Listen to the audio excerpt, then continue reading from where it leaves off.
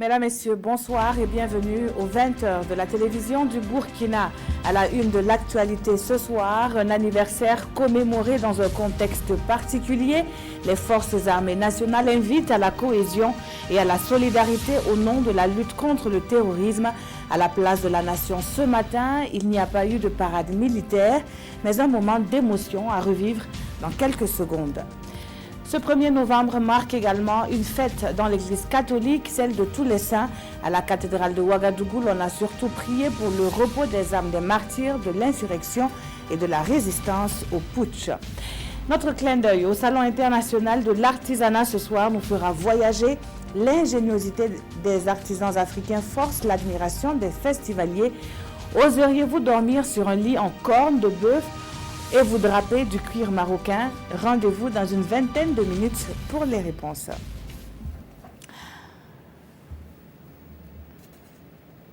Bienvenue à tous. Le lieu est resté le même. La prise d'armes aussi a été observée, mais pas de parade militaire. Le 58e anniversaire des Forces armées nationales est commémoré ce 1er novembre dans un contexte particulier. Et pour cause, elles ont payé un lourd tribut suite aux attaques terroristes dans le pays. Cette année, nous sommes tous appelés à faire bloc autour de ces femmes et hommes qui luttent pour la paix. Roger Cam, Oumar Zambri.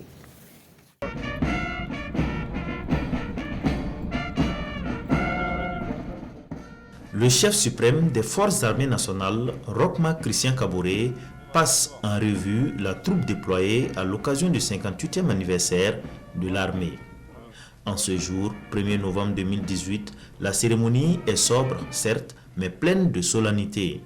Pour le ministre de la Défense, cette commémoration est un devoir de mémoire. Cette célébration est un devoir pour rappeler continuellement aux filles et aux fils du Burkina Faso la lutte héroïque de nos dévanciers, fondateurs de ce pays, qui, concomitamment à la lutte pour l'indépendance, ont œuvré pour doter ce pays d'une armée pour la défendre.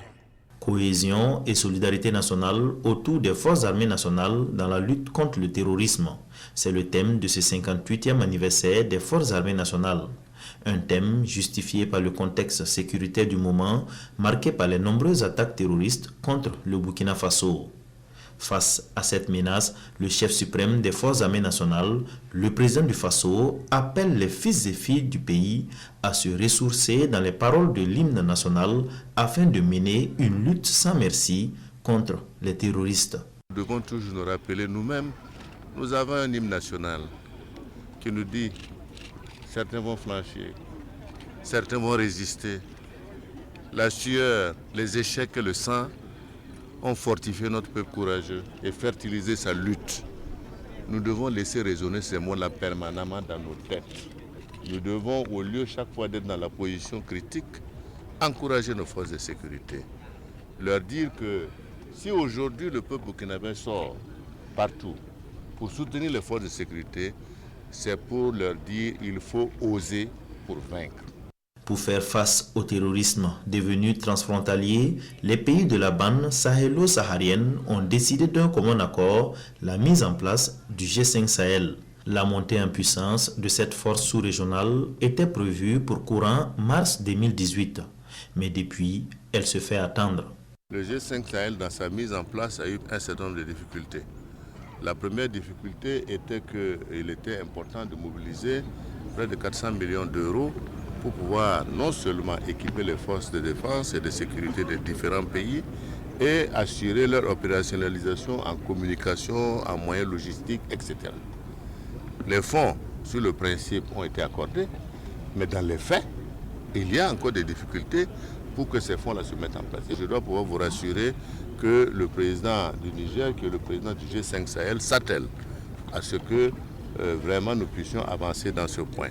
Et je dois aussi dire que finalement, sur le financement courant des G5 Sahel, les différents pays africains finalement ont décidé, puisque nous ne voyons pas de solution, de regarder sur leur budget pour que chacun contribue à ce que nous-mêmes nous assurons ce financement-là. Au cours de cette cérémonie, marquant le 58e anniversaire des Forces armées nationales, plusieurs personnes ont été distinguées. 48 au total. Les récipiendaires ont reçu pour certains la médaille d'honneur militaire, la médaille militaire et pour d'autres la médaille commémorative et la médaille d'honneur des sapeurs-pompiers. La solidarité voulue et mentionnée dans le thème de la commémoration de cet anniversaire est matérialisée dans la Sicile par une marche des forces vives. Et le 58e anniversaire des forces armées nationales a servi donc de prétexte pour les populations de la province d'encourager les FDS à Léo. Elles ont remis une déclaration au haut-commissaire. Le contenu dans ce reportage de Adama Guiti et Nyarkiteda. Les forces de défense et de sécurité peuvent compter sur les populations de la province de la Sicile. À Léo ce matin, elles ont manifesté leur soutien en arpentant les principales artères de la ville.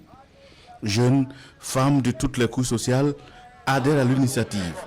Et à leur côté, les groupes d'autodéfense, notamment les Kogluego, et un autre soutien de taille, les chefs coutumiers qui, au-delà de la protection divine, apporteront la protection ancestrale. D'une seule voix, les filles et fils de la Sicile disent honneur aux forces de défense et de sécurité et non aux terroristes. Le 1er novembre, c'est la fête de l'armée. Donc, nous sommes partagés entre la joie de la fête de l'armée et aussi des problèmes de tous nos enfants, tous nos frères qui sont tombés justement au combat. Et donc, le message a été clair. Dire aux forces de défense et de sécurité que toute la province de la Sicile est avec ces forces de défense-là. Rassurer le chef de l'État que nous allons l'accompagner et que cette victoire-là, nous devons la gagner ensemble. Pour gagner ce combat ensemble dans la Sicile, les forces vives de la province ont des doléances. La réouverture et l'équipement adéquat du camp militaire de Léo. La construction et l'équipement adéquat de services de sécurité à Niabouri et à Nebele-Nayou. L'accélération et la reconstruction du commissariat de police du district de Tau et son équipement. C'est véritablement pour moi le début d'une longue collaboration. Entre une population et sa sécurité. En marchant également ce matin, les populations de la localité ont toujours à mémoire la perte de 2 de leurs fils tombés dans les théâtres d'opération et ont initié sur place une cotisation spontanée. Plus de 500 000 ont été collectés et remis au haut-commissaire de la province de la Sicile pour soutenir les deux familles. Les têtes couronnées de la région de l'Est ont également marché en soutien aux forces de défense et de sécurité. Les chefs coutumiers sont en effet à l'initiative d'un rassemblement place des martyrs de Fadangourma. Un seul message se dégage de cette manifestation, le refus des attaques enregistrées dans la région. Le reportage cette fois avec Seydou Nikema et Mahamadi Oudraogo. Les garants de la tradition du Goulmou disent non aux attaques et aux menaces que subissent la population ces derniers temps. À travers cette marche pacifique, les chefs coutumiers de la région de l'Est prennent la ferme résolution d'œuvrer aux côtés du gouvernement burkinabé et des forces de défense et de sécurité dans la lutte contre le terrorisme. Nous avons déjà nos écoles qui sont fermées à travers la région. Nous sommes meurtris parce que nous avons nos fils qui sont tombés sur des balles assassines. Et la population du Goulmou ne peut pas rester indifférente à travers Sa Majesté Kupi Ndiéli. Nous, coutumiers, nous décidons de nous joindre aux forces de défense et de sécurité avec toutes nos communautés pour, n'est-ce pas, booster l'envahisseur hors de nos terres. Touchés par la barbarie des forces du mal, les commerçants de Fada ont abandonné le marché central pour venir manifester leur soutien à l'initiative de Sa Majesté Kupi Ndiéli, roi du Goulmou. Nous, les femmes de la région de l'Est, on est trop touchés au Burkina. Voilà pourquoi on a fermé notre marché pour marcher, faire savoir que vraiment, aujourd'hui, on n'est pas contents. Ce qui tue les gens là, on a assez pleuré, que ça cesse, que ça cesse. Ils n'ont qu'à faire pardon. Les marcheurs du jour appellent en outre les autorités à prendre des mesures idoines contre toute personne et organisations impliquées dans les attaques au Burkina Faso et en particulier la région de l'Est. Et puis ce 1er novembre est une autre fête est commémorée. L'Église catholique honore tous les saints connus et inconnus. La Toussaint commence le soir du 31 octobre pour se terminer à la fin du 1er novembre. C'est ainsi qu'hier soir, la cathédrale de Ouagadougou a placé sa célébration sous le signe du souvenir, celui des martyrs de l'insurrection populaire. Compte rendu avec Roger Bébamba et Nathalie Sawadougou. C'est une messe célébrée en mémoire de toutes les victimes de l'insurrection et du coup d'État vécu au Burkina Faso il y a de cela 4 ans. Une messe qui a connu la participation d'une délégation des membres du gouvernement. C'était un devoir de mémoire pour nous déjà, pour toutes les célébrations qui ont eu cette journée et pour des croyants que nous sommes, de venir effectivement assister à cette messe que la mission catholique a bien voulu célébrer en grande partie en mémoire donc de toutes ces victimes, pour que leur âme repose en paix, pour que ceux qui ont été blessés puissent retrouver la santé et que nous puissions toujours continuer à prier et à travailler aussi bien pour la paix que pour le développement de notre pays. Les fidèles catholiques ont aussi prié pour la paix au Burkina Faso et dans le reste du monde. Dans la suite de ce journal, ils sont désormais connus, les nouveaux dirigeants de l'Union internationale des télécommunications. Notre compatriote Brahim Hassanou n'a pas été élu au poste de vice-secrétaire général, le sortant ayant été reconduit pour un mandat de 4 ans. Nos envoyés spéciaux à Dubaï, où se tient la rencontre des plénipotentiaires de l'UIT, nous présentent la nouvelle équipe de l'organisation. Lassina Ouattara, Maïmouna Traoré. Sur les 178 votants, la candidature de Brahim Hassanou a recueilli 65 voix contre 113 pour le Britannique Malcolm Johnson. Des résultats que Brahim Hassanou prend avec philosophie. Au-delà de tous les résultats, ce que je retiens, c'est que je sens que j'appartiens à un pays qui me soutient, les autorités qui me soutiennent, et je pense que mon premier mot va à l'égard du président du Faso. Quant au résultat des élections, c'est vrai que quand on va à une élection, on peut s'attendre à perdre aussi. Bon, mais c'est ce qui est arrivé. Nous devons analyser cela. C'est vrai que ça a surpris tout le monde, y compris moi-même et tous les observateurs qui nous entouraient. Mais bon, c'est ça aussi la vie. Et nous allons analyser. Et je pense que je ne vois pas ça comme une catastrophe, mais je vois que nous devons en tirer des leçons que nous pourrons utiliser à l'avenir pour d'autres Burkinabés qui vont se présenter à des postes. Ouline Zawo reçut son fauteuil comme secrétaire général de l'Union internationale des télécommunications. Le seul candidat à ce poste est réélu à l'unanimité. Pour ce deuxième mandat de 4 ans, il s'engage à travailler en étroite collaboration avec tous les pays membres de l'Union dans la transparence et l'efficacité. Pour lui, le plus grand défi reste l'accès de tous aux TIC et à des services et technologies de qualité. C'est fini pour l'élection des responsables de l'Union internationale des télécommunications. Les regards sont désormais tournés vers le 5 novembre avec l'élection des pays membres du Conseil. Le Burkina Faso est candidat pour la région Afrique. Son nom renvoie à une formule associative originale initiée dans les années 60. Le fondateur des groupements NAM, le docteur Bernard Lédéa Ouedraogo, disparaissait un 25 octobre 2017. En hommage à l'homme, les dirigeants de la Fédération nationale de ces organisations communautaires ont initié des journées dites docteur Ouedraogo à Ouéguia. Issoufou Kabouré, Bessa Franciscien, reportage. Un an après la disparition du docteur et fondateur des groupements NAM, Bernard Lédéa Ouedraogo, collègues, parents, amis et collaborateurs se souviennent de lui. Ces journées initiées à l'occasion de l'an 1 du décès de l'illustre disparu visent à créer un cadre de réflexion sur l'héritage du docteur afin de perpétuer son combat. Collaborateurs, amis et parents, tous retiennent de nombreux souvenirs de l'homme. Papa a été un homme de vision. Il avait une vision très claire. Il a une vision qu'il a réussi à concrétiser par la grâce de Dieu. Il a toujours su surmonter les difficultés et transformer même les difficultés en opportunités. Afin de perpétuer sa mémoire, un panneau géant porte désormais l'image du bâtisseur. Guide, repère, visionnaire, génie, révolutionnaire, les qualificatifs ne manquent pas pour parler du fondateur des groupements NAM.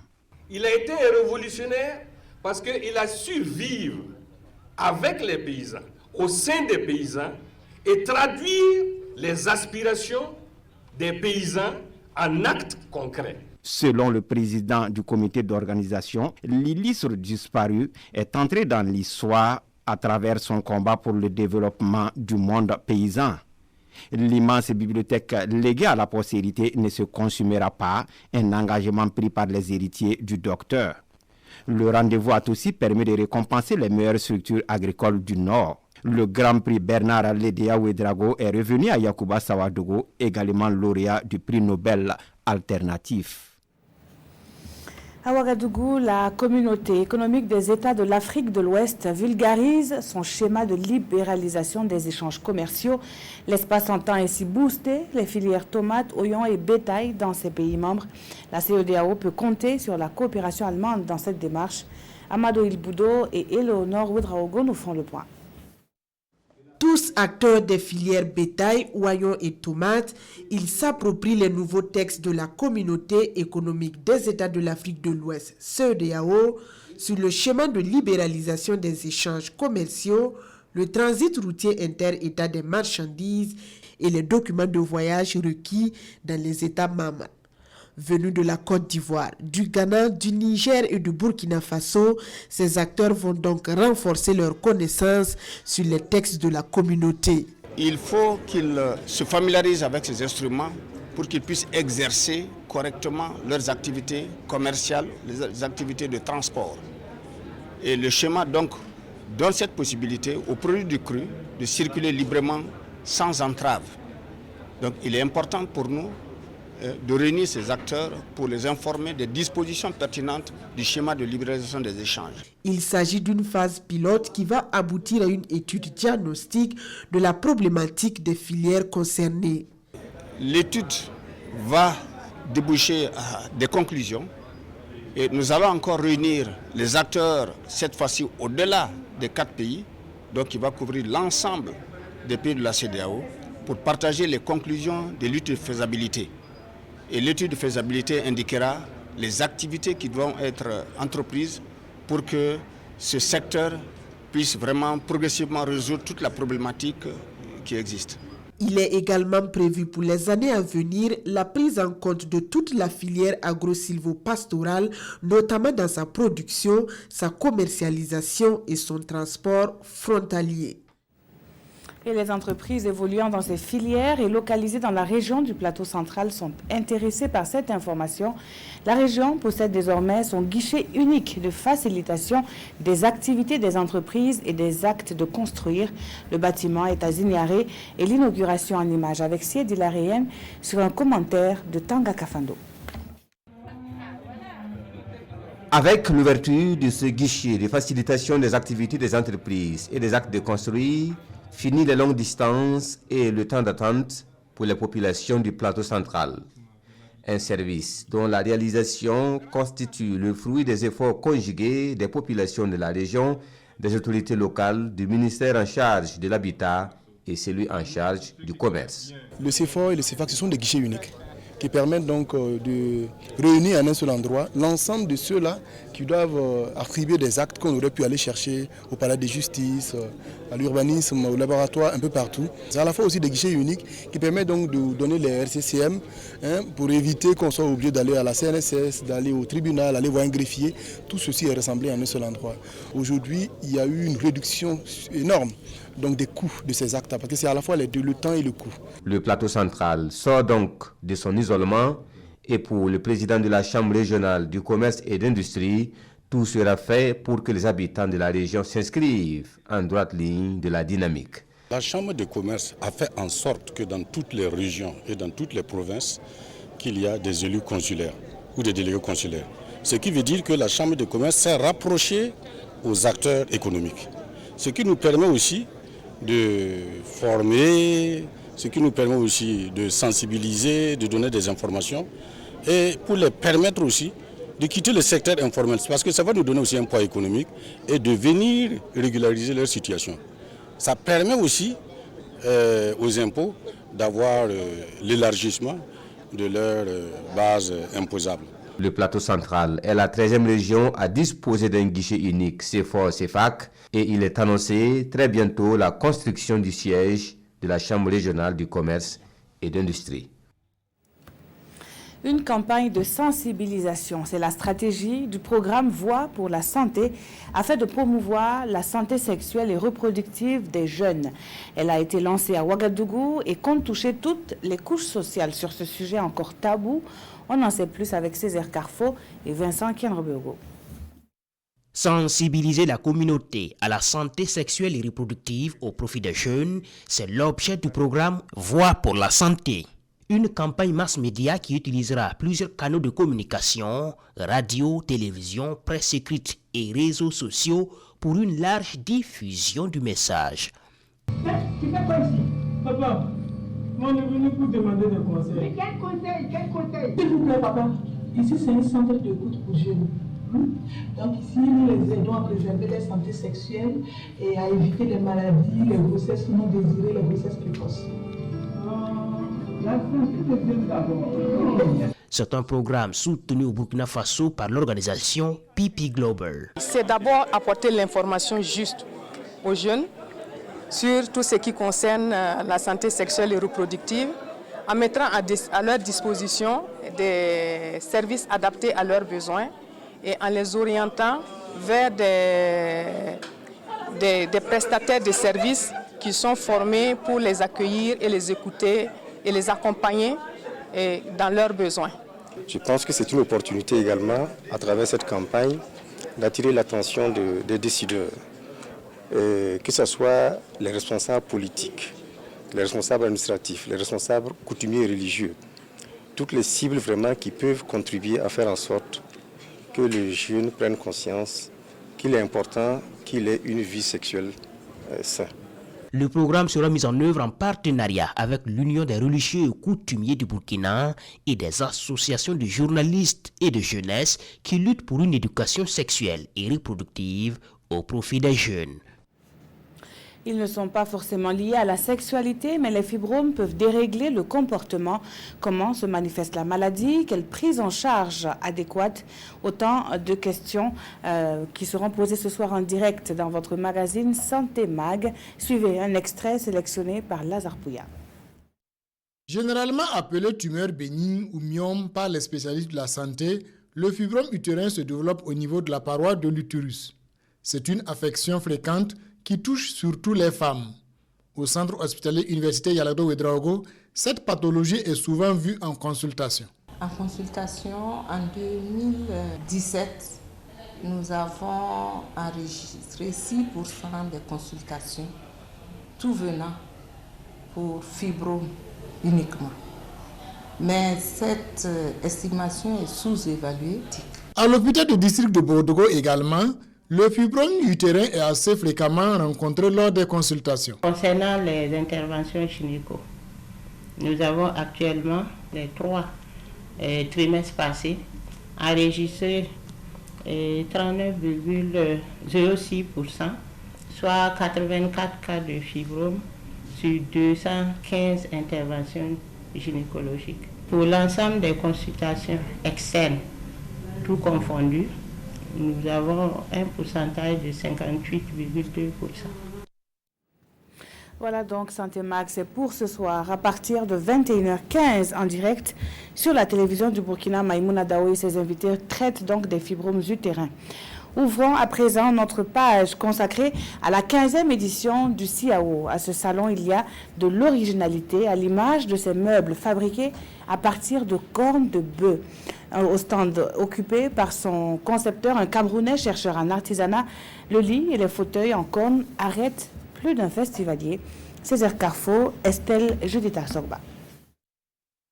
Ce lit est l'œuvre de cet homme, un Camerounais chercheur en artisanat. Il a usé de son talent et de son ingéniosité pour confectionner cette merveille qui ne passe pas inaperçue sur l'aire d'exposition du CIAO. Un lit fabriqué avec des cornes de bœuf et selon son concepteur, ce sont plus de 300 bœufs qui ont donné leur vie pour réaliser ce chef-d'œuvre. Les cornes de bœuf, je les collectionne dans les boucheries, les différents abattoirs. Il faut maintenant classer les cornes par longueur égale, par hauteur égale, par poids et par masse. Ça, ce sont des cornes forgées et stabilisées, où je donne une dimension équilibrée et symétrique. Si vous voyez là, ça et ça, c'est un bœuf. Ça donne une symétrie. Là et là, c'est un bœuf. Ça équilibre la symétrie. Là et là, c'est un bœuf. Également de part et d'autre et là-bas, c'est également un bœuf.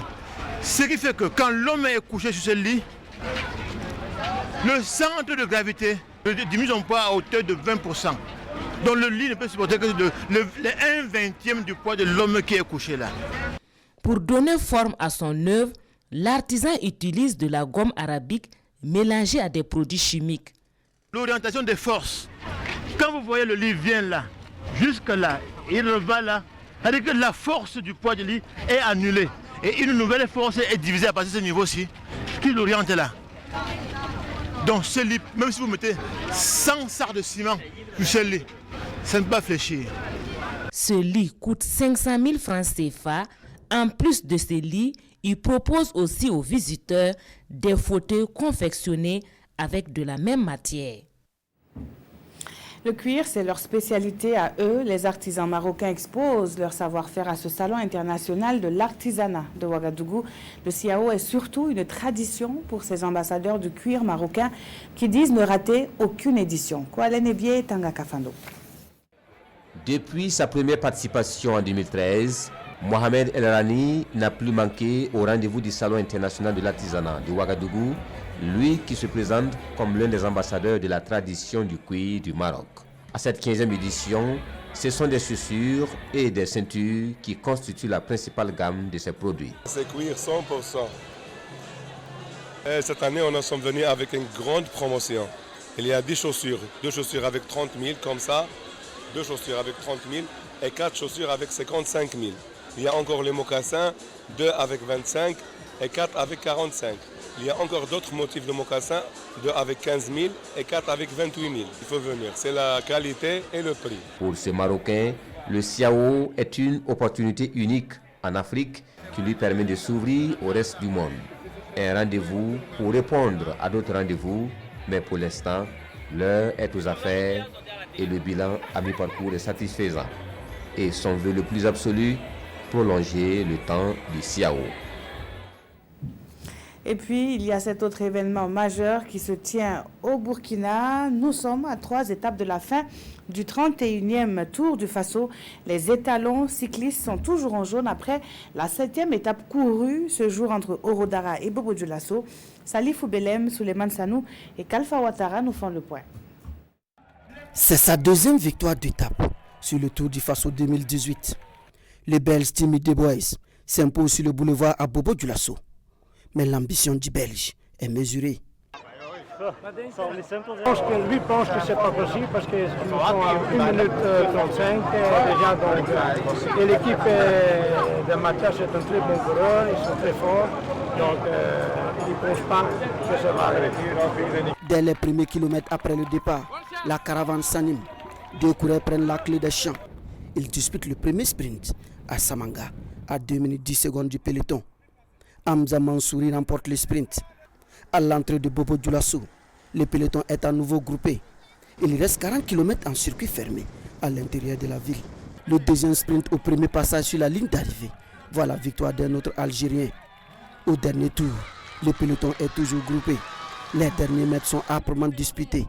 Les Belges Timmy Debois offrent une deuxième victoire à son équipe. C'est la joie vraiment.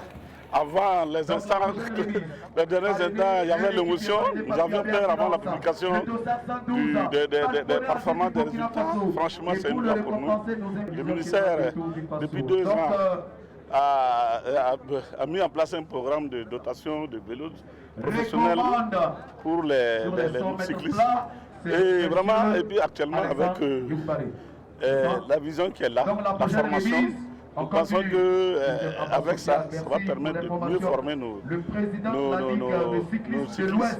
Le Burkina passe la nuit à Bobo en jaune et en rose. Le vert appartient désormais à l'Allemagne. Merci d'avoir suivi ce journal qui s'achève. À partir de 21h15, votre magazine Santé Mag en direct qui traite des fibromes utérins. Très bonne soirée sur la télévision du Burkina.